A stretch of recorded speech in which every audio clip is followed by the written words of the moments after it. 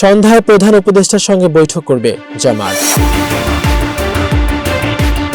সমসাময়িক রাজনৈতিক বিভিন্ন বিষয় নিয়ে আজ রোববার সন্ধ্যা 6:30টায় অন্তর্বর্তী সরকারের প্রধান উপদেষ্টা অধ্যাপক মোহাম্মদ ইউনূসের সঙ্গে বৈঠক করবে বাংলাদেশ জামাত ইসলামী।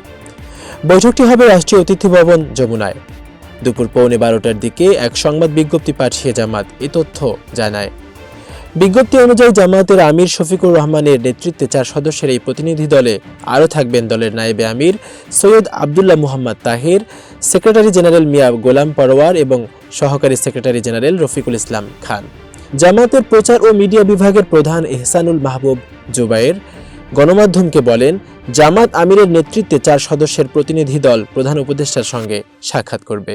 সেখানে সমসাময়িক রাজনৈতিক বিভিন্ন বিষয় নিয়ে কথা হবে। এতক্ষণ বার্তা বৈঠকের সাথে থাকার জন্য ধন্যবাদ। নতুন নতুন তথ্য ও সংবাদ পেতে বার্তা বৈঠকের ইউটিউব চ্যানেল এবং ফেসবুক পেজের সাথেই থাকুন।